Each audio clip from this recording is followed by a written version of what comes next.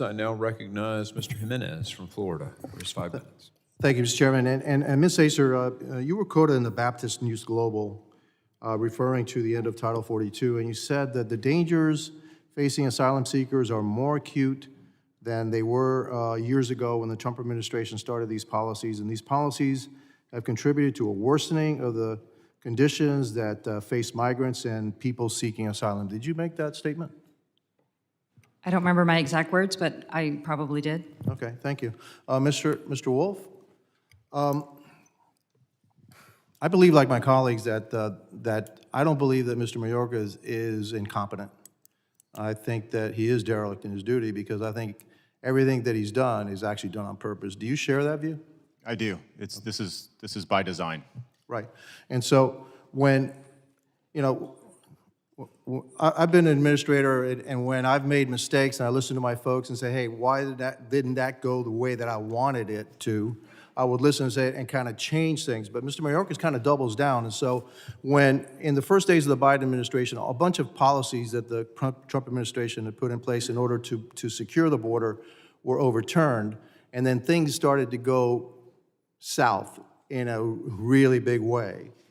Do you know firsthand if people in the border, that Customs Border Patrol agents actually advised Mr. Mayorkas that, hey, you need to reverse these policies to stop this, this tidal wave that's coming into the United States? Again, I wasn't there. It's my understanding that they did. Chief Scott was there in the Border Patrol advising the Biden administration, so I'm sure he can answer. Well, Mr. Scott, can you answer that question? Yeah, he was informed verbally, he was informed in writing, and I think it's important for everybody to understand everything fundamentally changed. When I worked for Secretary Wolf, we had team meetings. We were asked for our input. We were told over your career what works and what doesn't work.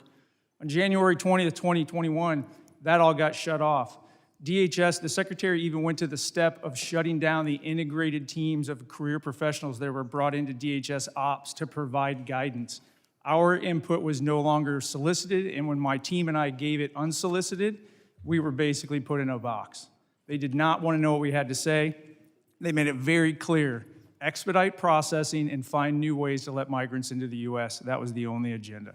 Exactly, which is on purpose, really circumventing U.S. law. 100% on purpose, scripted out, and the Secretary is not incompetent. No, I know he's not incompetent. He's derelict, without a doubt. Mr. Wolf, back to you. When you had the Remain in Mexico policy, and people were told to remain in Mexico, and then they had their asylum hearings, what percentage of those that were seeking asylum were actually granted asylum? Again, it would have been under that about 10 to 15%. The number that grant asylum has been holding for years now. About 80 to 85% do not qualify, and about 10 to 15% do qualify, and we saw that again under MPP as well. All right, so those are the people that actually qualify to get into the United States, are granted, paroled into the United States, given some kind of legal status in the United States because they actually have a valid asylum claim. Now, when you get rid of that, and then you allow them to come into the United States, and then you don't, well, the law also says that if you're seeking your asylum, you're supposed to be detained until your hearing, correct? Correct. That's not happening right now, is it? It is not. Okay, so now you've got all the people who are coming into the United States. They're actually being granted, entry into the United States. So you're actually increasing the number of migrants entering the United States illegally, because they don't really have a valid asylum claim, by about 80%. Would you agree with that number? That sounds about right. Okay, and so we don't even know where they are. We don't know where some of them are being tracked, some of them are not being tracked. We don't know where 85,000 children are at this point. I consider that to be a dereliction of duty. Children, 85,000, we don't know where they are.